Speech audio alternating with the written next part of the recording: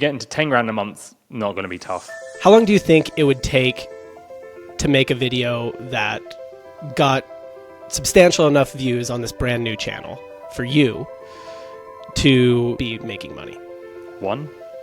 If you had everything that you've built up taken away from you tomorrow, how quickly do you think you could get to $10,000 or $20,000 a month in revenue on YouTube? Am I still in my niche? You can't. Well, that's your choice at this point, I think. Yeah, I would stay in my niche because it's what I know. So the first things I would need to be thinking about is, okay, how do I build some sort of credibility in this space? Because as an educator, everyone, there's so much competition. There's so many people trying to teach the same thing. So what I would be thinking is, what can I do to differentiate myself in order to build credibility so that people take notice of me and they would trust hiring me or buying something from me. Now, this is tricky because a lot of people start YouTube and they don't really have any experience in their topic. They just like talking about it. So most people would dive in straight to telling stories about other credible people and doing challenges where they kind of like learn along with the viewer. Yeah. And that's fine. But if I've still got my knowledge, then what I would do is I would niche right down. So at the moment, I teach people how to grow YouTube channels. I would just teach people how to come up with thumbnails or just titles or just make a channel all about writing hooks. Then I would just focus every video on that one topic. So I would use social hacking. So let's say I take hooks. I would go and find a big famous YouTuber who gets a lot of click, and I'd make a video using their face, implying that they're doing some sort of secret trick to get people interested, and it will just happen to be hooks. And then I would make a video that would appeal to YouTube creators and teach them how to hook. And that would probably be the thing I would repeat for a while. And then to get some credibility, I would probably try and do some sort of case study or work with someone for free. And I would document that process of how I got my result. And of course, the main focus would be, well, the main result they got is because I taught them how to write hooks. And I think I'd probably go on Twitter as well, because it's really good for building a reputation pretty quick. And that would just be my strategy. Knowing what my space is like now, and I wouldn't know this, it wouldn't take long for one person to notice before they told their friends, or you land one client who then tells their friends. And then once you've landed one client, you've got a success story you can turn into a video. So that would be my strategy. You would not necessarily focus on making videos that are going to get a lot of views and are going to bring you that kind of revenue and AdSense. You would look at like, how can I provide a service to some people and like do a service for them and have them pay me for it? Yeah, so I'd be looking for a service, definitely not ad revenue, because you can go for ad revenue if you're in a niche that has like a high RPM. So basically, some niches you get paid more for views than others. So if you're in like the make money niche, you'll get a lot more for ad revenue, because the people advertising on those videos usually have courses and stuff they want to sell, and there's a lot of competition, so they have to pay more, so the creator gets a bigger cut.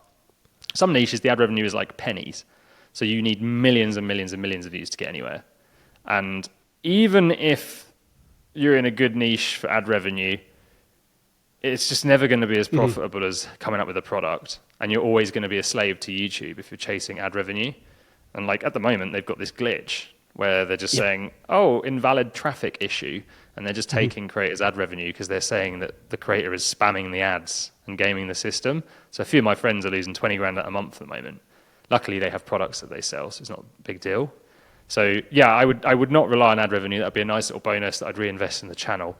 I'd be thinking more along the lines of, how can I create a product that would solve a pretty specific problem, maybe a digital one. I'd probably create a product ladder as well. So I'd start off with something digital that people could buy that solved a very specific problem that was not particularly tough to make. Maybe like the system we've used on on my channel and another channel I worked on was we just created a 90-minute workshop that we sold live tickets to. And we pushed that out. And then after that, we sold it on demand. And that can generate hundreds of thousands pretty quick. You don't even need a big following to do that. And then I'd be looking more at probably building a higher ticket offering. So like consulting, where you just leave your Calendly there, maybe on a Thursday, live a few hours, charge a few $100s an hour, and start to get that booked up. So $250,000 is going to be tougher to get to. And, you know, if you get into 10 grand a month, not going to be tough. Most channels around 3,000 views with the right product could quite easily do 10K a month. How long do you think it would take to make a video that got substantial enough views on this brand new channel for you to actually have some people asking you to work for them or work with them and be making money? One. You would do it in one video with your knowledge stack. Well, at the moment, a lot of people are doing it in one, because what happened, YouTube's changed the system. So back in the day, it was like your first video, they wouldn't give impressions to. But now at the moment, it feels like there's a lot of, I mean, they haven't said this, but everyone's sort of cottoned on to it. There's lots of people's first videos doing very well, which is very similar to TikTok. And that's how they get creators hooked on TikTok, is they push your first video, right? So you get a taste of the views and then you're in. And there's a lot of channels, albeit they're not bad videos, right? They're still not pushing rubbish, but it's just interesting how many are getting hundreds of thousands of views. And then after the 5th or 6th video, it sort of dies down a bit. But yeah, the crazy thing about YouTube is you don't know who's watching. And people really do talk and they share a lot. So if you make a video that becomes what I call social currency, so people just want to share it with their friends. And if you say something different or something unexpected that people haven't heard before, and you have a link to contact you or sign up with you, and you get a bit of traction, you will get business from it. YouTube is using and TikTok has been using what I call the put it in your mouth method, where it's like if you have like a really great product, like let's say you have food that tastes really good, sometimes you just got to get it in people's mouth, right? Like you need them to put it in their mouth and then they'll buy from you. Drug dealers have been using this method for decades now. I certainly come more from like the make money business, build businesses side of the creator economy than the creator side. The thing I always advise people to do is like, look, if you need money and you need money quick, the easiest way to get money and to get money quick is to do a service for someone, right? Like exchange some of your time, exchange the combination of time, expertise, and talent for money. And that's like the easiest way to get there quick. Let's talk 10K a month, right? Because I think that's where a lot of people are like, how do I go full time?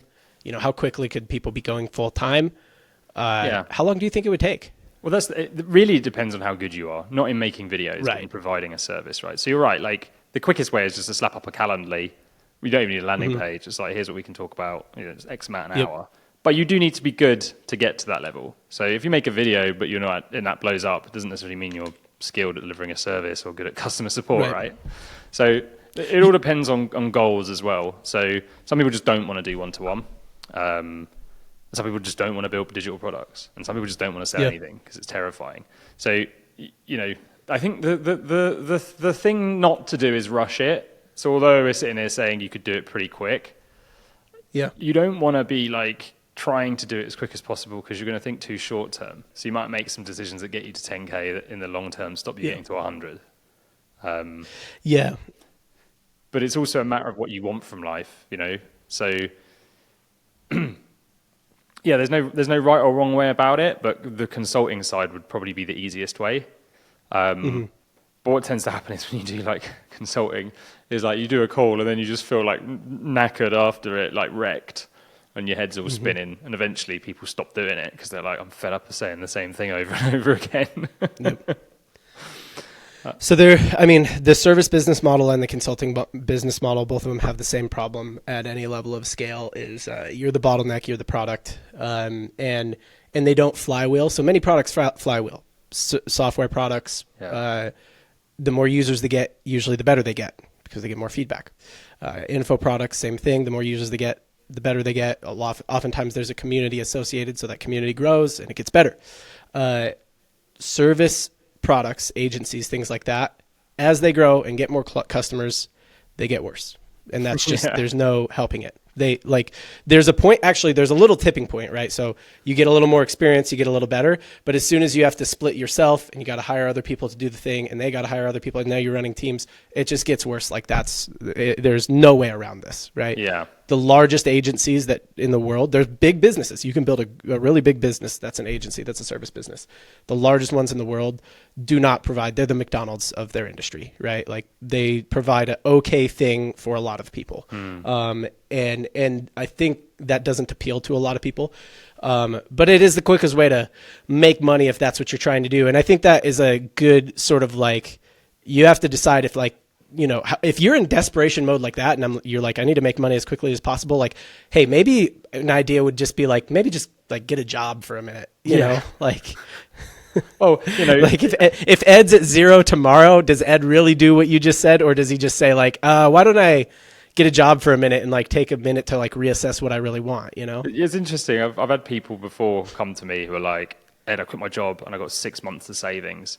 How do I get to 100K as quick as possible? I was like, you're screwed. You shouldn't have quit your like, job. Yeah, because you're going to now make money decisions, desperation decisions. That's it, right? So everything you're thinking is short term. You're trying to blow up. You're looking at, what did well for that creator? You're not thinking, how do I build a community and a business around this over the long term that's going to be a great lifestyle? And they always fail, pretty much. So you can get to a position where you're working alongside your job and there's the right time to make the leap. But yeah, you're right. The one of the sort of hidden benefits of, I guess, consulting or a service is, although it's not like infinitely scalable, and like you said, if you start getting more people, you've got to build a team, and that becomes a problem. And then you're not the thing anymore either, which is a whole other I mean, thing. in the YouTube world, if you want to become a big YouTuber, you stop being a YouTuber. You become a CEO, a talent scout, a delegator, and someone who gives feedback. Or you hopefully can. I mean, there are some examples of people who've like hired. There are some examples of people who've hired those people around them, but to me, that seems like there's just not a model for that enough to where I would say you could even reliably do it. You know what I mean? Yeah, but I guess one of the hidden benefit of consulting is you get to know your customers better. So I feel like, you know, if you've not interacted with clients to start off with, the more of them you work, the more you start to understand what a good client looks like, what a bad one looks like, what's important to them, and you can actually build a lot of skills doing that, which is transferable, especially into content. So there are some other benefits other than just sort of being able to make money quick with that you could do for a few years, learn a ton from, and then what I did was I just started adding on info products alongside the consulting to the point where I was like, the consulting is now costing me more than I'm getting paid in my time. So let's shut it down and focus on the info products, which are now more scalable. So it's a good stepping stone for sure. And it's quite cool meeting people. From a YouTube creator's point of view, it's nice to meet the viewers, and like some of the people I've met have been really inspiring. Like some of them I've ended up friends with. Yeah. Or sometimes, I mean, people will reach out to you, even if you're small, like someone will reach out to you that you already know who they are. And maybe a lot of people already know who they are. And you're like, what? Like that person watches my stuff or follows me. So yeah, I agree. I think it's like a good way to immerse yourself a little bit more in the community, build credibility fast, right? Because again, if you're providing some kind of service, like if you're making videos about making better thumbnails, right? Here's social hacking every big YouTuber and talking about their thumbnails and how they could be better and stuff like that. And then you get a couple people to pay you to start making thumbnails. Now you're getting paid to have more material for the content you're making, which is great. Yeah, there's your flywheel. Yeah, there's your flywheel for a while, you know, and then a few more people will pay you and stuff. And there's a point where it is like a great flywheel and it works really well. And then there's a point where it just starts to become a little bit of a doom loop, and it's when time becomes a factor, right? Can you make thumbnails for 5 other YouTubers plus make your own content still? And well, it depends what you want. So at the moment, they're paying the top YouTubers are paying thumbnail strategists $280,000 a year. So that's one client because they're so in demand. So this is what I'm saying about niches, right? That's a thumbnail strategist. That's like not even someone designing it. Yeah, design's easy. There's a lot of people who are good at design. Strategy isn't. Yeah. Strategy is thinking about the idea and then how to package it in a way that's incredibly intriguing. And I probably know about 5 people in the world who offer it as a service, maybe less, who I would hire. No, I'd probably say less. It's probably about 2 or 3. The people who are good at it are YouTubers, and of course they're not offering it as a service because they're growing their channel. So this is what's cool about these very small niches is the thumbnail niche, or my niche, you know, people, it's almost a joke to the outside world. It's like, oh, you make videos about making an image for a video and people want to pay you. but there's no one doing it. There's like no Yeah. specialist out there talking about it. Probably because when they try, they get snapped up so fast. So not every niche in the world is going to be like this, but there might be like a section of the e-commerce sector where you could just like completely knuckle down on. And once people get some advice and they see you know what you're talking about and you start helping them and you are just talking about the same thing, they will call you the expert in it. And I've seen it happen in like a matter of months where suddenly someone who's like brand new to a niche has come in, said like, this is what I do, bang the same drum, and now everyone agrees, oh yeah, they're the expert in that bit. He's that guy. Yeah. So you think it is like you would get like really well known for like one kind of sub niche of a niche. Like you say niche, I say niche, but no, you got me saying niche. You would get really well known for like kind of one thing within a thing within a thing. That's what I'd be looking at. Obviously, there's limits, right? So there's going to be some sub niches which are probably too small. You have, and the way YouTube works is you've got to have something that people are going to click on. But what tends to happen is, let me give you the conversation that I had with everyone for basically months. Loads of credible people were booking me for like a one-to-one, and they were all saying the same thing. I want to be like Alex Hormozy, and I was like, so Alex Hormozy, if the listeners don't know, he's worth 100 million. He's come to YouTube, TikTok, Instagram, blowing up everywhere, spending hundreds of thousands of dollars, lots of experience, very charismatic. He's got all the makings of someone that should blow up on YouTube, right? Very good at building teams as well. Yeah. On my side of the bridge, we've known about Alex Hormozy for like 4 or 5 years now. But okay, yeah. So everyone, and I'm like, you know, okay, have you got credibility? Yeah. My business is doing like 10 million turnover a year, sort of thing. I've got loads of business with. All right, fine. And then I'm like, what do you want to make? And they're like, I want to make a video about like 5 side hustles that get you rich. I was like, so many channels doing that. Like, so I'm talking to them for ages. And I'm like, you're not going to get traction. You can't compete against Hormozy because you don't have the team yet. You've never written a video. You've never presented on camera. You know, he was doing talks and stuff and he had all the right makeup. What do you have? Oh, well, you know, my company helps companies build Discord communities. And I was like, that's interesting. What sort of companies? Oh, like name drops some like massive companies. And I was like, this is amazing. There isn't a channel on YouTube teaching people Discord communities. Why don't you just talk about the thing that your business is about, that you already got the systems in process, and just own that space? I am the guy that teaches people how to build and monetize communities on Discord, because that doesn't exist. Oh, yeah, I don't know. Then I won't get the views. It's like... Well... Yeah, it feels too small. There's a level where it is too small, though, right? So it feels too small is one.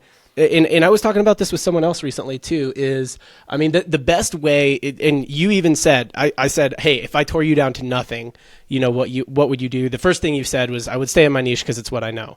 Yeah. You leveraged your competitive advantage.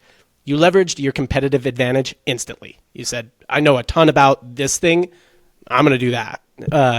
And so I think that's like where a lot of people either sell themselves short, right? They kind of are like, oh, I don't, you know, there's a bunch of people out there that have, a sports show or a YouTube channel about this. I'm like, I don't know as much as them, right? But it's like, okay, but what within that world do you actually know a lot about, right? Or what, can you cross that over with another thing that you're good at or like know a lot about? Like, I think a weird random idea I came up with is like, hey, if you're like a landscaper and you're pretty good at fantasy football, like what if you talked about fantasy football from a lawnmower? That would be interesting. That's a 10 million sub channel right there. Like, it would like it just no one's doing that, you know, like a lot of people talking about fantasy football, but you don't have to be the best at either. So I think there's like people don't think about like the mix of things that makes them. And then the other thing is they sell themselves short on their own knowledge because in their industry, it's common knowledge. Yeah. Maybe there's an element they get bored about talking about the same thing as well, and they want to talk about something new. That's a big part of it as well. And once you get into a world, you start to realize how small the world is, right? Big reason I don't make e-commerce content that much anymore is because it's like it is a small world, and I want to figure out like how I can get into a bigger sphere of influence. And so yeah, I understand that person, that like imaginary client you're talking to. I'm like, I understand them. I think I am them right now.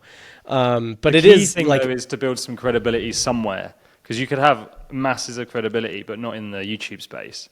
So there's tons of people I know that in 10 figures, sorry, that did 8 figures with their business, and they're not growing their YouTube channel, which is about growing businesses. And they're like, this is harder than growing a business. I'm like, yeah, it is. I'm like, but you're going broad, you're going for the big views, just like build up your credibility in one area, and then if you want, once you've got some credibility and you've got a community clicking, start to broaden out a little bit. Because people just, there's so many people who aren't credible making content. People just don't trust you. Once they trust you, that's when you can start to expand, once you've got that core following. If you jump too broad too soon, it's very, very tough. You're competing for like massive impressions. So it's a weird thing for someone who uses people to get YouTube views to say, try and get less views. But I want to shift gears into that. Sorry, go ahead. No, that was it. That's fine. So it's just a better way to start. Yeah, I want to shift gears into that a little bit. And I mean, you used the example of Alex Hormozi, so I'll call this out.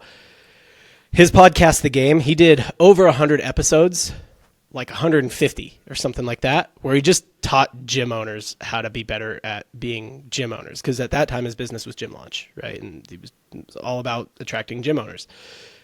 Like, that's a really, really tight niche, right? And for a long time, that's all he talked about. His ads were about, like, how to grow a gym, how to make money being a fitness person. So, you know, it was like a long time he established credibility, and then he sold Gym Launch, and now he's got, like, that credibility. It was 150 episodes in, you know? I've done nearly 100 episodes of a podcast, and it took, like, 3 years. I mean, we're talking about a long time talking about the same thing. So I do want to switch gears a little bit, and little pull back of the curtain, little breaking of the fourth wall here. I messaged you before this and I was like, hey, what's on your mind right now that you would like to talk about? And I think there's this concept of like your main advice to people right now is not necessarily to like get a lot of views, even though your whole channel is about how to get a lot of views. And I think there's also this irony in like, how do you, Ed, have to make content? Well, you have to make content about getting views because that's what your audience wants. But you, Ed, actually think maybe a better way to get views in the long run and to build a business around YouTube is to not worry so much about views. So yeah, I mean, maybe give me your thoughts on that. Yeah, so I haven't posted to my channel for a while. I've posted twice in the last 6 months. I've got a problem in that I'm no longer practicing what I preach. I have done the whole time I started Film Booth. It was do exactly what you think's right, and my opinion has changed. So I have got some more videos that are going to go on, but I'm going to make a video soon saying this is not the way to grow a YouTube channel or a lifestyle. There's a better way. Why? Because everyone... First, let's cover why it's not the right way. So let me tell you why my way wasn't right. So my way wasn't right because I went for high effort content, which was fun. But, when I say I was 24 hours a day YouTube, like I didn't sleep for 3 years. I would wake up. I have thought that exact thing watching some of your videos. Like, dude, the edits you're doing and like the skits you're doing within there. Yeah, I'm like, you could teach this. You could teach this without doing that, but like I get it, and like I kind of like it more because of it, Yeah, so people value effort, right? So I went big on effort, and I still think that is a good thing to do. But the problem I went for was I've never wanted to build a big team. I'm not a leader. I'm very bad at managing people, and like you said about as you scale an agency, it gets worse. I just can't find anyone to help me at the level I need at many tasks on YouTube. And I don't enjoy firing it, and I find it frustrating. The people I've worked with are great, but sometimes I'm just like, you're just not at the level, and it's been 6 months. We got to stop and try and find someone else. So I've had conversations with people, how do I find an editor that can hit my level? And they're like, you're probably not going to, you're going to have to train them. It's like, well, I don't want to train people. So what happens is, if you want to go big views and bigger content and bigger, and it's like this whole idea of just 1 plus 1% plus 1% every time. Eventually you get to a point where you can't continue to do it on your own. Now you bring the business into this as well. So the general consensus is running a YouTube channel is like having one job and a half. right? And then you've got to have a business. It's like having two and a half full-time jobs because the amount of effort and the amount of headspace it takes up. So you get to a point where you're like, right, if I want lots of views, I've got to manage a team. I've got to find editors, writers, thumbnail designers. And what happened was you come away from the creative bit. And suddenly I'm like, oh, this is miserable as hell. Like I haven't edited, I haven't done anything fun, creative for a long time. And then you become this CEO and you end up having a job. And no one gets into YouTube to become a CEO. So I start another channel, which is basically just business advice for YouTubers. And I've always liked talking about marketing. And I was like, I'm just going to keep this one low effort. And my goal is to never get more than 10,000 views per video. So you've already violated that goal. Yeah, but what I mean by that is this. So on Film Booth, it's like my main channel is like, how can we get as many people to watch and interested? How can we keep pushing it? How can we try and get more and more and faster growth? When you don't really need to do that once you've got to a certain point, you can just stop if you wanted. Like lots of people in my niche in particular, they stop making videos because they've kind of built their credibility and their personal brand. So I've started another channel, which I'm like, 10,000 views per video will be enough to generate business on it. It's rewarding, it's fun. If you build the right marketing and products, it'll be very profitable. But what happens is you don't get caught in this never-ending trap of never being content. So the second you hit 10,000 subscribers, which you will have thought from day one, when I hit that, I'm going to be happy. And then you hit 100,000, oh, I want 1 million. And then you get 1 million views and you're like, I want 2.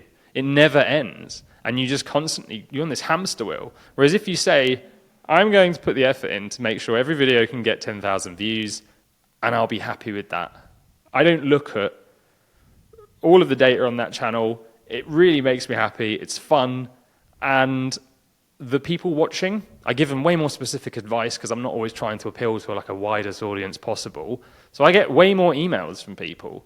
I get messages from people in a completely different way than I used to on my other channel. So although I think some people it's going to be right, go and grow a big YouTube channel. I think the average person, they don't want to be a business. They don't want to be a team leader. They love making videos and talking about the one thing they're passionate about. So all they really need to do that in a really sustainable way, where they don't have to work 15 hours a day, is get to a certain amount, have a nice offer, systematize things, and you could probably end up working 2 hours a day and live a really fantastic life. But if it's always big views, I mean, Mr. Beast is the biggest in the world. He lives in his studio. He's putting tweets up about just mentally struggling. He can't go out. He's getting mobbed. It doesn't sound very fun to me. Yeah. So I feel like there needs to be a level where you set and go, that is my content level. As long as you can get the business working, which most people will be able to, it's much easier to get a business and a landing page up than it is grow a YouTube channel. It's a much more sustainable and enjoyable experience. Let me ask you this.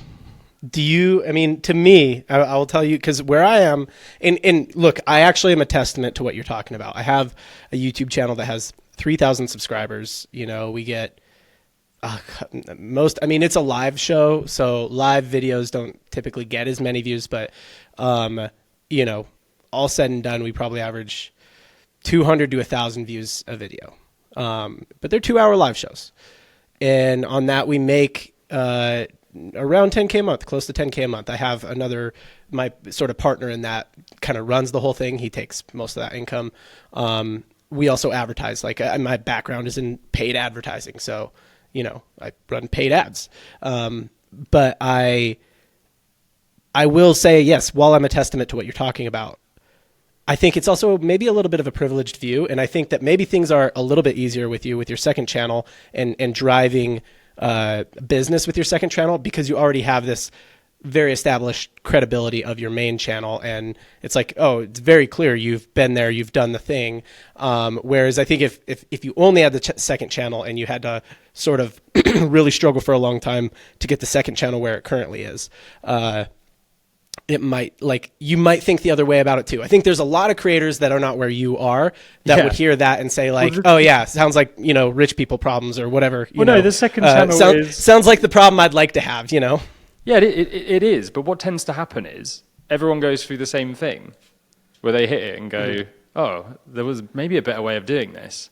So yeah, my second channel only gets views because people recognize me. And that is a luxury I've got that I appreciate. I'm not trying to break out to a new audience. I'm basically just trying to speak to 10,000 people who will come back, right? You're trying to say, hey, from the main channel, like all you guys are just out there trying to get views, but I've got something more important to tell you. And really, you know, if you want to get that, though, go over here, because on this main channel, you're respecting the audience. You're respecting the audience. So I've niched down because I'm only talking to educational-based YouTube channels who want to grow a business, whereas Film Booth, 50% of my viewers are gaming channels. So I've niched down in following my own advice instead of I started big, but then I've niched down. But also the privilege side's not true. So I know lots of people with very small channels who make a lot of money. Primarily because they have come up with an offer early on, and like you said, like putting out, if you can get 1,000 people to watch a 2-hour video, that's crazy. That's a long time people are watching for, like, and a lot of value you're giving them, and they'll build a relationship with you. So the views thing, the amount of people that have messaged and they're like, oh, how can you possibly make any money? You're not getting millions of views. And I'm like, because this isn't about getting millions of views as an educator. It's about, you know, adding value to people's lives so they want to come to you so you can add even more. And that doesn't happen by mass. That can just be one view if you do it right. So yeah, my own situation with niching down is very different in that, yeah, I'm lucky because I can just turn around and start another channel and say, oh, I want less views and hit that mark every time. But if I started again, where I am now, I would say, I would know not to chase the dream that I don't want, which is building a big team. And it's okay, how do we do this in a way where it is just you? And how can we get it to an income that you'll be happy with? And how can we get it to a lifestyle that you'll be happy with? And I think that's the most important question people need to ask way earlier on. Yeah. It's like, why am I doing this? And what does the result look like? That's good. So I didn't plan to kind of like talk about this, but I will, because that's podcasting. My background is I had, and I'm telling you this, some of the people who listen to my pod will know. I grew and I got like fired from my job in like 2015, 2016. Had enough of a network that I kind of did like just called some people up, said, hey, can I, you know, do some freelance or contract work for you? And then from there sort of grew an agency, primarily helping online businesses with paid traffic, right? Facebook ads, YouTube ads, that kind of thing. And sold that and finished sort of the contract of the sellout last October, and have been sort of floating since then because of this exact thing. And I think a lot of YouTubers go through this exact thing where they build, and they get to the point where you are, or they get bigger. I mean, we've seen, like, there's so many examples of this. We've seen like Casey Neistat, like big YouTubers, Casey Neistat go through this, Emma Chamberlain go through this, you know, like where they have this, like, I'm quitting video, the famous I'm quitting video. And it's because they, like, when you're trying to do the thing, you don't really think about what you want. You just wake up every day and think about what you need to get done. Yeah. And then when you have this moment of like, oh, I've got everything I could want, you know, like what, like why continue?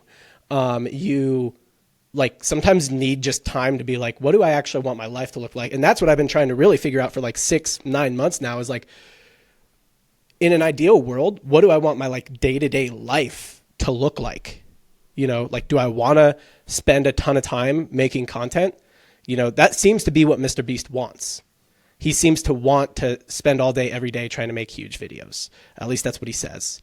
But most people don't, right? And that, I mean, sometimes I think it takes time to figure out. It definitely has for me. It has for many of those creators I've talked about. And sometimes they make videos again, but it's less often, or they start a newer, smaller channel, or whatever it is. But I mean, what you're saying is exactly right, of like, you know, there's another side of that, you know, those books you read and the motivational stuff you see, the 4-hour work week and all of that stuff. Like, there's another side of that, you know, and the other side of it is like, once you get to a point where you don't need anything anymore, and you like have everything you could ever want and you never have to worry about money again, like you really got to know who you are, because you can go through some stuff if you don't. Yeah, people spend a long time chasing status, because I guess they want to feel like valued. A lot of people love talking about their passion and the thing they're most interested about. My friends were just not interested in the things I like talking about. So having a YouTube channel where I can talk about the things where people are willing to listen is fantastic. But what tends to happen on YouTube is, and like you mentioned, people starting a second channel, it's usually because what happens is you end up playing the YouTube game. So it starts out being all art, and then you get addicted to the views, and then you're like, I want the growth, I want the growth, I want the growth. And then you're like, oh, I'm just making stuff people click on. And I'm not getting to talk about the things that I really want to talk about. I'm just talking about the same things.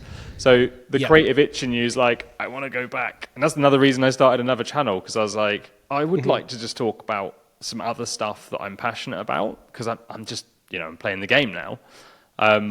So it does happen to everyone. It's not the worst thing in that, you can get a lot of enjoyment out of it, but you generally find that the professionals are kind of like, oh, I'd like to do something different. And I actually think that YouTube doesn't have to be the end goal.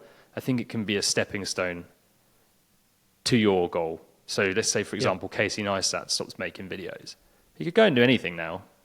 He's got a personal brand. People are going to trust him. He could, I don't know, he could become a skydiving coach and start putting stuff out on Instagram, right? So it doesn't have to be the ultimate goal. It could just be a big part of your journey. And I think more people, Thomas Frank is a YouTuber who left his 2 million strong channel to start one about Notion templates, which he's turned from I've had somebody on this pod who built theirs to 1 million, left it, and now and I don't think people should be afraid to do that. I think actually it's like, it's you learn a lot, you get a lot of value from it. You can always come back to it. So YouTube's a weird thing in that I think I see the side of it that a lot of people don't. I see the struggle. I see the mental health issues. I see the burnout. I see like great people getting torn apart because they're like, oh, why won't YouTube push me? And it's like, well, you're doing quite well, like you're getting 100,000 views per video. Like, don't be upset. This is amazing. You would have loved that, a few years ago. And it's getting out of the trap of always wanting more that I think is the conversation we need to be having more. So there's like the most successful people. So to your point, a couple things. There are creators I've gotten on the show either already or I have them lined up who really have, from a status or from like a collab, mutually beneficial collab standpoint, I'll just say it this way, have no business being on my show, right? Like I'm not big enough. You would probably be in that camp. Film booth is so much bigger than what I am. But I think the idea of like the biggest value prop I think I've offered all of them, that's very common across them, is like, come here and have a conversation about like what you really want to talk about. And that's like, they're just so hungry to do that because on their channel, they have to talk about they have to respect the audience. And I actually respecting the audience. I do think there is a viewpoint here that like, look, there's a lot worse jobs out there, and somebody's come on the channel been said that before. There's a lot worse jobs out there than making videos on the internet that you just kind of don't like. Oh yeah, of course. And like, it's not a maybe job. Just stop being a baby about it, right? It's not a job. So of course, yeah, right. Yeah, there's worse things you could be doing. Yeah, sure. But I think end game, right? Like it's like, that particular person who said that, he's like, when I'm ready, I'm just going to hang it up. I'm not going to do the channel anymore, right? For me, it is a way, to make money and to do, to reach a goal, and I'm not going to do it anymore. And, if your case, if it's like, look, if what you're after is fame and that is like appealing to you, which I think every YouTuber, it's hard to get into this game and not at least have some sort of attraction to fame a little bit. If that, like, maybe that is it. It's like, hey, I'm going to grow this thing. I'm going to blow it up, but this isn't what I want to do long term. As soon as I have to be a CEO and I don't get to be a YouTuber anymore, and I'm so big that like I can do whatever I want, I'm going to kind of stop doing this and I'm going to do what I want. So I think it's just end game is probably like a good way to think about it. Yeah. People just want to be heard at the end of the day. Yeah. And YouTube's a great platform for getting heard. And they like the idea of having a community, people who want to listen to him. I find it nuts. Like in the real world, no one wants to talk to me. Like it's like, How often do you get recognized? Do people recognize you from your channel? I got recognised in a pub in the UK once. That was the first time my friends started to realise that maybe I was doing better at work. They started caring. They were like, "What do you do?" And I was like, "Oh, we've been friends." Or they're like, "I don't know what Ed does, but he can't be doing well. He's just making videos." I don't care what Ed does because he just makes silly videos that go on the internet. When all your mates are bankers, they still don't know. They're still like, "So what?" But like, I got recognised in a pub, which shocked me. I only have 300,000 subscribers. This guy came up to me and he was so happy to see me, and I was like, "Oh, hi." And we chatted for ages. I went back to the table and they were like, "What just happened?" I was like, "Oh, someone recognised me." Yeah, but like that's one of the things I like about YouTube, right? It's like in the real world, in my friendship circles, they just don't care. Like we don't talk about stuff I'm interested in. And I think that's what YouTube gives people, is a place to actually connect with people who are really interested in something they're really interested in that maybe everyone they know isn't. And I think that's one of the fantastic things about it, is that you get to talk about what you're passionate about all the time, and people are passionate about such unusual things, you know. So you know, the more unusual, the less likely it is anyone in the real world is going to be interested in talking to them. But yeah, it's you're right. It's not really a job. It's a lifestyle that makes people money. That's probably the way I would categorize it.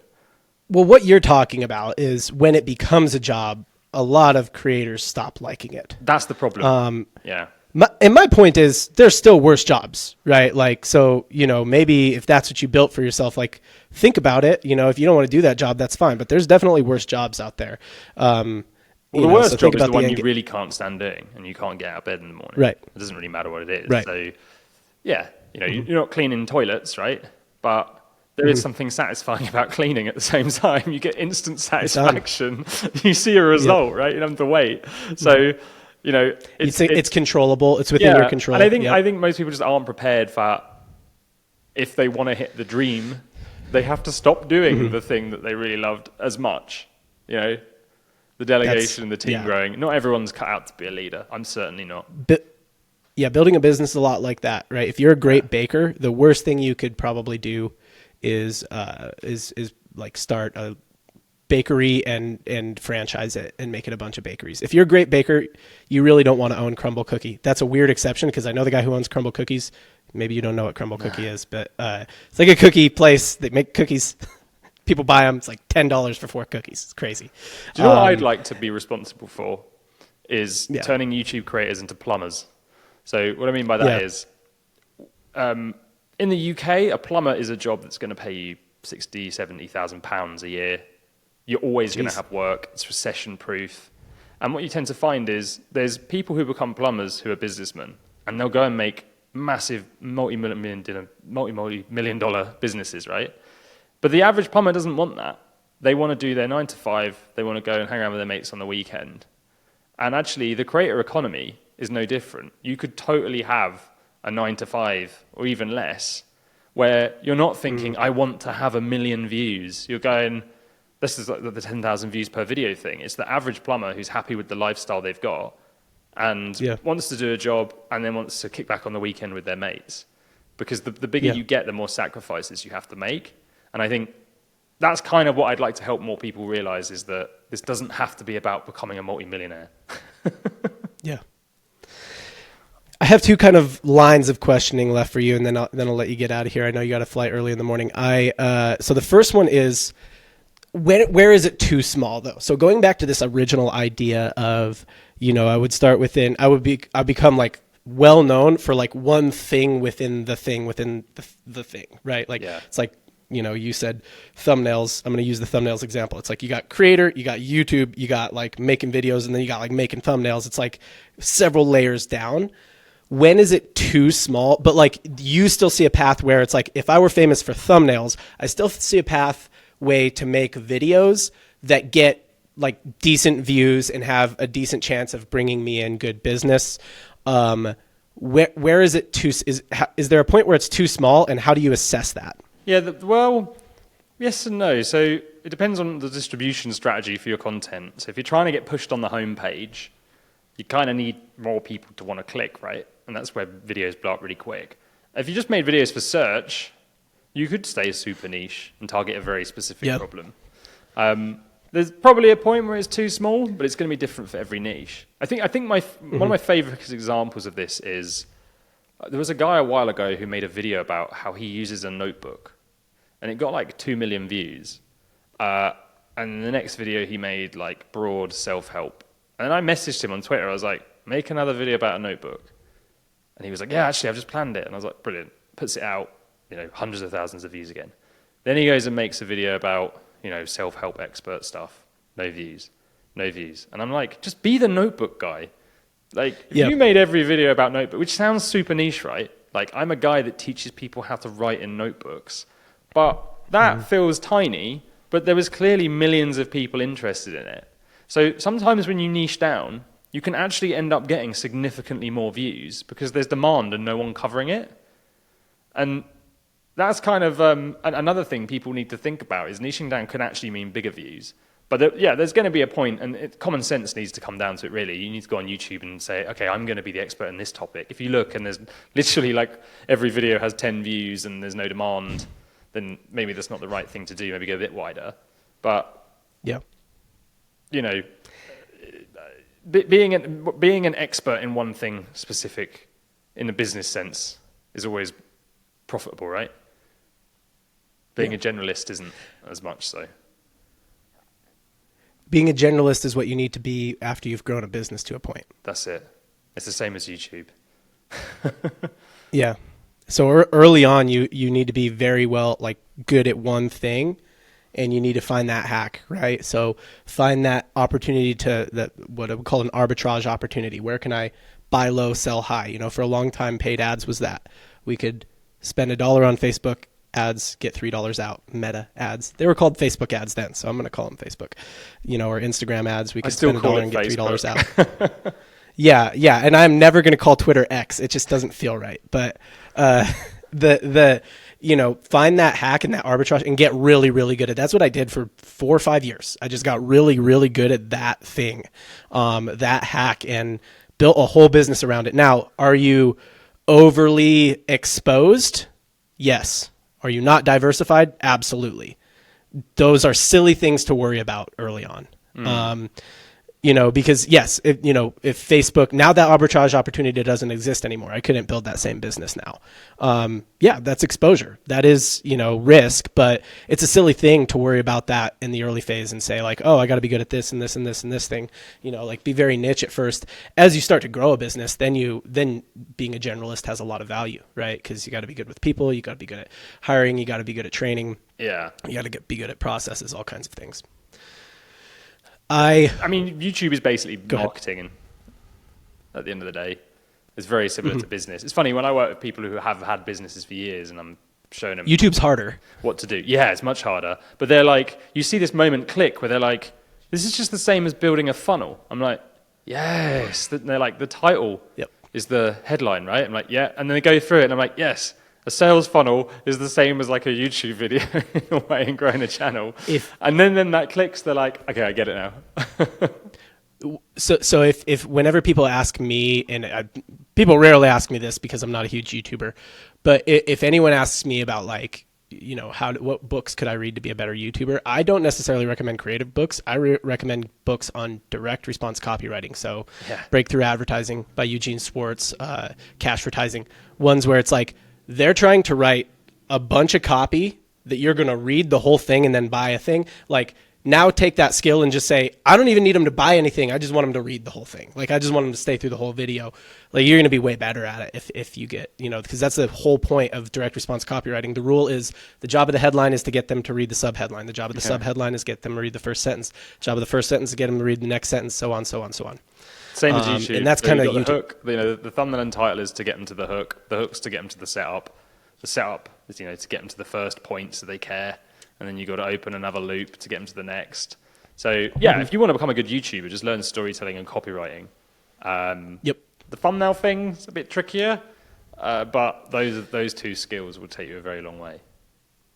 Yeah, well, and then it just becomes nuanced, right? Like now YouTube's autoplaying the beginning of videos, so you see some creators trying to like match their thumbnail to the first few seconds of his.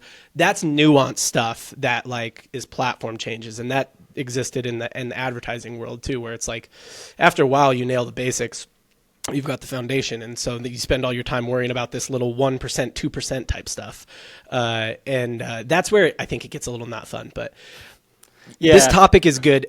Go ahead. Yeah, Go ahead. you mean that's another thing, right? So you can get obsessed with it. So Yep.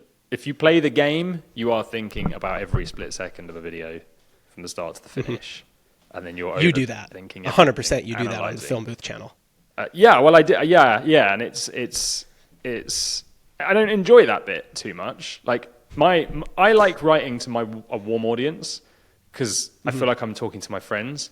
Whereas if I want a lot of views, I have to take into consideration people don't know me, they don't like me, they don't trust me, or they might not understand certain things. I've got to make sure that I don't overwhelm them. So there's tons of things when you're writing, you're like, oh, I can't say that. How do I say it in a different way? Otherwise, you won't get as many views. And I do find people tell me they're like, it's not as enjoyable for me now. I play the YouTube game. Yeah. It was nice when it was just like, it just felt like an expression. But you can go a long way without playing the game, every split second perfect, for sure. And look, if you still, if you build a small business, more of a lifestyle business, and you want to build a big bit, you can. It's easier to pivot from a high cash flow, high margin solopreneur or small group, you and a couple contractors. It's easier to pivot from that to a big thing than it is to like build up some big thing where you need a manager and you need a business ops person and you need editors and you need all of this stuff, and try and pivot that into a small thing. That's hard. That's harder to do. So yeah, I mean, I think you can go down either path. So I'm gonna pivot this conversation because I would be remiss if I had you on my show and I didn't talk to you about how to get views. Okay. Yeah, sure. So let's talk a little bit about it.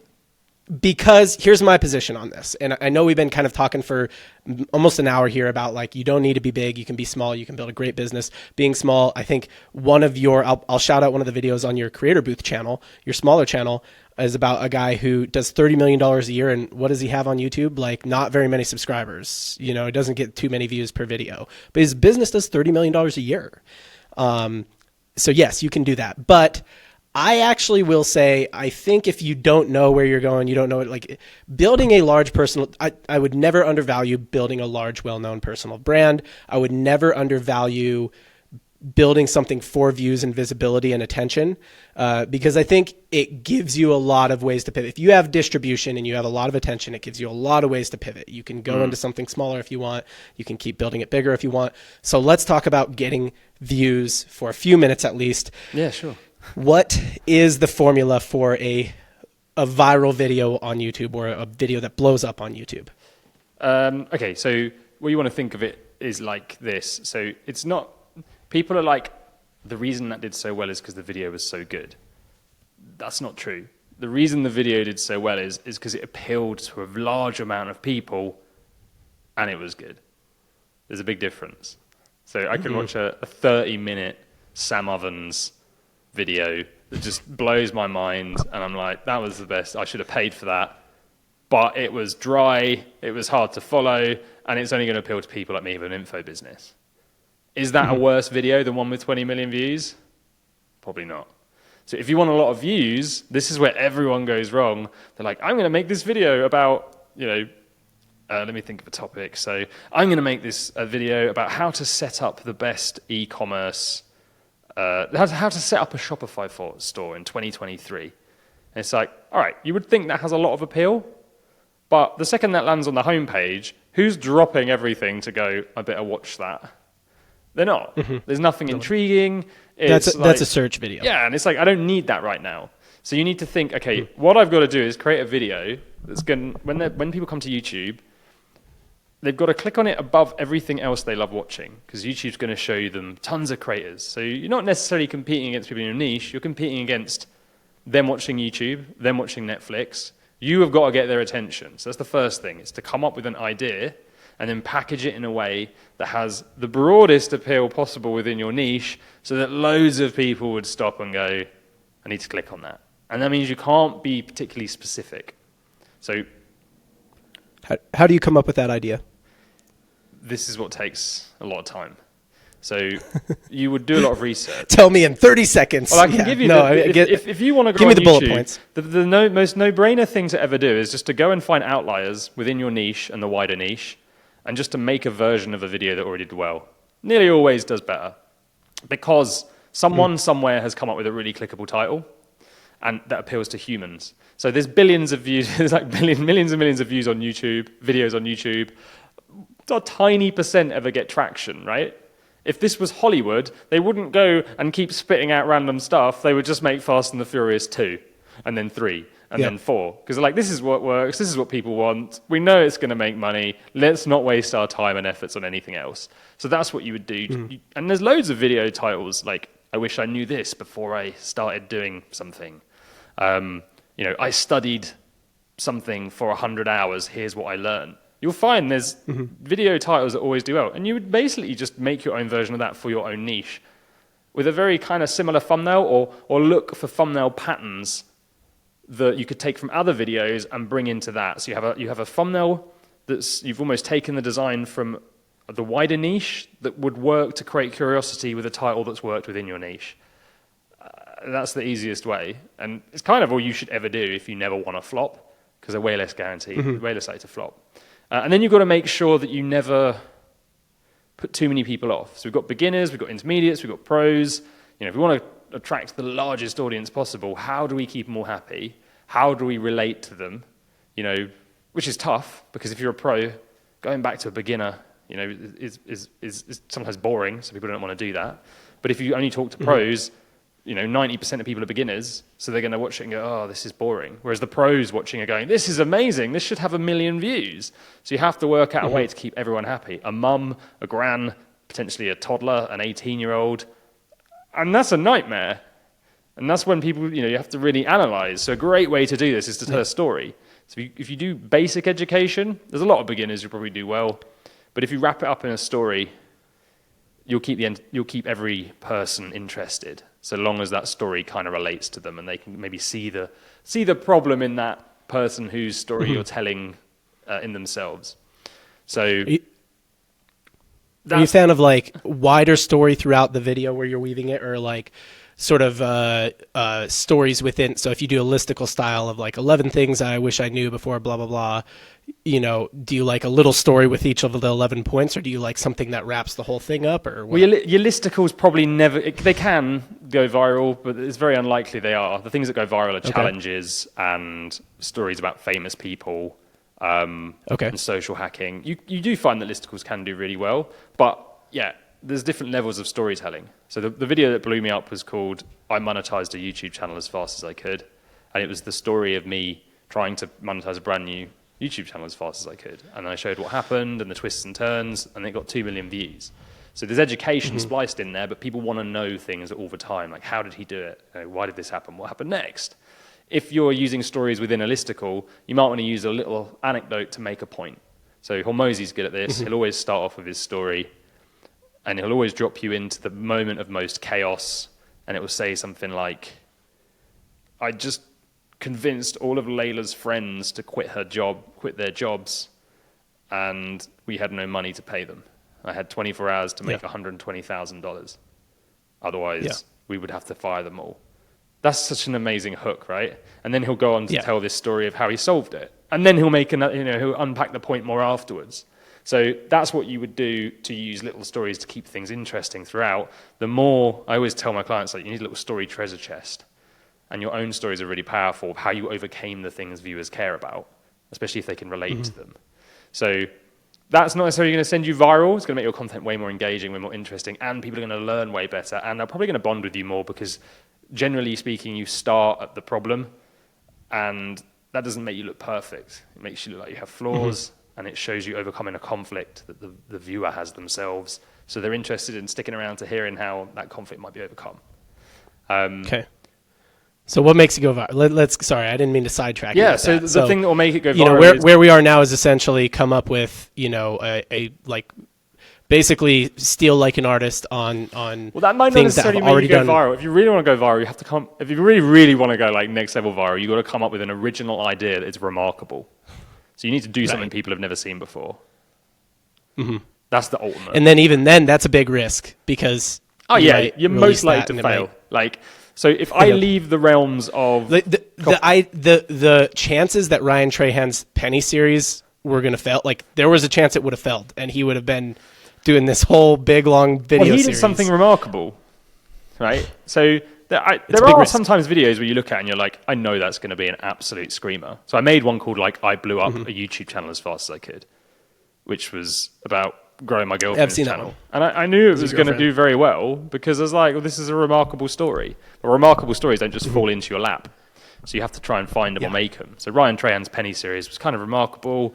Ryan's great at like community building. He's very likable. Watch his videos. Nothing offensive in there at all. You know, he never does anything divisive. So he was very likable by a lot of people. And yeah, he'll get a lot of views because of that. But yeah, if I tell you, if you don't have that remarkable thing, then sort of the next level is sort of you can still get millions just of views. kind of yeah. I mean, like But the thing that educators in particular need to look for, really, if they want to differentiate, is because really all the same businesses, all the same information has been repackaged. I mean, Hormozy is just Russell Brunson, right? But in a more relatable, modern way. So it's like all the information's kind of out there. If you want to make it feel unique and help it click with people, then tell the story, your story of how you overcame a problem, and get good at that and refining it. And what's funny is people can hear the same information for years, but when you wrap it up in a good story they relate to, they can suddenly go, oh, no one ever talks about this. That's what I always used to find funny. People were like, no one ever talks about these things that you talk about. I'm like, they do. They just don't do a very good job of keeping you interested by using fun and relatable stories. So they're weapons for differentiating and getting views and getting people to the end of the video and getting likes and shares and building relationships. So that's how you essentially take a broad concept that's going to appeal to a lot of beginners, a lot of people who are, you know, don't understand anything about what you're talking about. Yeah. And you're going to make people who do understand stay with it, and you're going to make the people who don't understand. There is a double-edged sword to virality. So I did one where, so I wanted to make a video about, I basically wanted to make a video that I was like, how many people can I break out to? So I wanted to break out, like almost make a video that people even who weren't interested in YouTube growth would watch. So I was like, well, I need a relatable problem. What is the most common problem a beginner, an intermediate, and a pro relate to? So I was like, oh, I need something. So I went on a channel called Charisma on Command, set it to most popular. And it's basically a list of all of the biggest insecurities people have in the world, ranked. This channel's been around for ages. And I looked at them and I was like, oh, okay, the biggest insecurity is being made a fool of. And I was like, how does that relate to YouTube? So I thought, oh, presenting. Everyone's fear when they get on camera is people are going to laugh at them. And they don't look good and they're insecure. So I was like, right, I need to tell a video and make a video about that. So I went and researched and looked, and the most viewed video on the topic had 300,000 views. And I was like, that's just not a viral video. How can we get more? So I was like, we need to social hack. So I just went and found 2 YouTubers who were rubbish at presenting, who had got to millions and millions of subscribers, and then I used their story to teach people how they overcame the presenting problem. So they're the heroes. They just happened to be in the same niche, so I kind of like battled them against each other. And yeah, that ended up getting like 1.5 million views. The problem was, my next video goes out, which was about hiring an editor. What happens to that? You know, completely all those people are like, what is this? All of those people who are not interested in going YouTube channels, they're interested in the celebrity, and just the story was fascinating. And I was like, oh, bit too wide there that time. And yeah, it took a while for every time when I released a video to sort of get it back in front. You know, a new video had to kind of break out again and get past this audience that YouTube was testing stuff with to start off with. And so there's pros and cons. And I think, you know, you don't want to go too wide, and virality isn't necessarily profitability or credibility, Because it could, you see it a lot on YouTube. People go viral, and then the next video and the next and the next never brings them back. So Yeah. it doesn't answer everyone's problems. I think slow, consistent growth, where you focus on bringing people back time and time again and building relationships, is the winning formula. Yeah. It's less exciting. Now, well, when I say slow, more sustainable. when I say slow, I'm thinking like you're not trying to put on like 100,000 subscribers a month. You can be going for like 10,000. That's still kind of slow. I like it. So packaging it up. Let's say I'm me. I have a YouTube channel, and it doesn't really fit our channel because we do live shows there. But let's say our niche is sports, specifically NBA basketball, NFL football, American football. If I'm taking like what you're saying, I'm going to go out and I'm going to look for like what is like the most relatable possible thing that I can make a video about that somehow ties to the NBA or to the NFL. So I might actually make like NBA players date Kardashians all the time, right? So like actually making videos about something like that, who they're dating or their house or their, something like that is probably like a better idea to start with. That would Social go really somebody wide, who's yeah. already famous. There's a great title in the basketball niche called 9 Basketball Myths We All Thought Were True. That got 9 million views. So it was just an incredibly intriguing title with a great thumbnail. So that's the thing. That doesn't go wider than basketball. It was just really well put together. But 9 million is good. It's no 50. Like if you're looking to make a $50 million or 50 million view video, you got to go wider. But like 9 million, there's a big enough audience in most niches that like, maybe you don't need to do that, right? Yeah. I wouldn't even like think about making a $50 million video. That wouldn't, that 50 million view video. Sorry. It's like, I would think about making a $50 million video. Yeah. I mean, that's Mr. Beast jam. Yeah. But yeah, I understand you. It's like, what is for what? That's like if you're just addicted to the views and you're like, how do I hit 50 million? It might be a good time. I don't know if that's you and you're listening to the show, it might be a good time to sit and ask yourself why. I mean, if you're Mr. Beast, you've already defined why, but yeah, I mean, I think for most people, I mean, it used to be all about views. We don't need to, there's so many ways to do this. And yeah. The amount of people who quit because they feel like they're not getting anywhere with views, that don't realize that, if they had a product, they'd probably be full-time YouTubers by now, and then they'd be able to, get people to help. That's the thing that concerns me, because the virality has been pushed too hard. Probably my own fault, because I taught people how to get views. But I'm trying to combat that now by saying, make sure those views have meaning and you enjoy it. Yeah. No, it is a lot of, you still package your videos up in a way that like, hey, audience, I know what you want is, how do I blow up on YouTube? But if you look at the, most recent sort of 8 videos on the Film Booth channel, there's always something in there about, actually the best way to do this is to enjoy the process, which is actually, that's true of everything. The best way to build a business is to enjoy the actual process of building a business. I used to be a professional athlete. Best way to be a professional athlete and get really good is to actually just enjoy the process of the stuff you have to do every day and not get tied up in the result. Same thing with YouTube. It's the best way to get big is to just enjoy the process of getting big, because you'll keep doing it. I have one more question for you. Oop.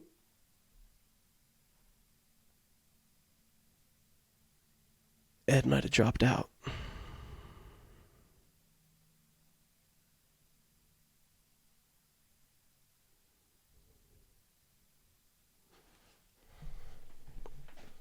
Working? Sorry, my camera's overheating. I'll have to turn the aircon on. The aircon. Yeah, it might hum a bit, but the camera's overheating. Sorry. I can't hear it, and I can clean it up if it is. I did a whole interview with my AirPod mic last week, so, there's worse things. I really only have one more question for you. Sure. Okay, I'm going to jump back in. All right, last thing I want to ask you before I let you go here. If you think about where you are right now and where you would like to be, if you go back 5 years, 10 years, what did younger Ed need to hear? And who did he need to hear it from to put you in that place where you would like to be? Sorry, so just put me in the place where I'd like to be or where I am. Where you would like to be. I've gone past where I thought I would like to be. So I set a lot of goals, and then I kind of hit them, and now it's like, oh, what next? So I am where I would like to be, and some. Now is the unknown. I never thought it would end up like this. So it's a difficult one. I think the thing that I needed to hear, probably my parents, just telling me to do what I wanted to do. So I was at a school that called me in, and my parents, because they said he has to go to university. He's going to ruin his life if he doesn't. And I was the only kid in my year that didn't. And it was weird. Everyone was like, what are you going to end up doing? Like back then. And my parents just went, just do what you want to do. They were like, they just said, you'll be right. And that was it. They just encouraged me to do whatever I thought I enjoyed. And I left my first business because I stopped enjoying it. I left my second one because I stopped enjoying it. I sold my first, but I left my second one. And I've always just stuck to the ethos of, if you stop enjoying it, just find something else and work hard, and you'll probably start to enjoy it again. So I think that was the most important thing for me to hear, was my parents' permission to only ever focus on doing what you enjoy. Yeah. Ed, thanks for being on the show. Enjoyed having you. Thank you. Okay, if I'm sold on you, I want to buy something. What can I buy from you and where? What can you buy from me? That's a good question. So I would probably... I'm rejigging a lot of stuff. Yeah, so or if you just want to send people to your YouTube channel. I would say there's two places to go. There's my YouTube channels. We've got Film Booth and we've got Creator Booth. Film Booth, learn how to grow a following. Creator Booth, very niche education. Learn how to get the basics of business started and build your first product, basically. And then my email list, which goes deep, more regular. And I talk about things I can't talk about on my YouTube channel because they're too specific, but they are highly valuable as a result of that. Nice. Yeah. Where do I go to your where do I find your email list? Or where do I sign up for your email list? It's filmbooth.com/booth club. I need to probably come up with a better URL that's easier to present on podcasts. If you got that wrong, I'll link it up in the description. It's film. Either way, I'll link it up. It's film-booth.com because someone bought Film Booth and I didn't want to pay whatever it was asking for, so I went with a dash. Yeah. Oh, I'll link up the email, the newsletter list in the description or the show notes if you're listening on audio. Ed, appreciate you. No worries. Thank you very much. Get you back soon.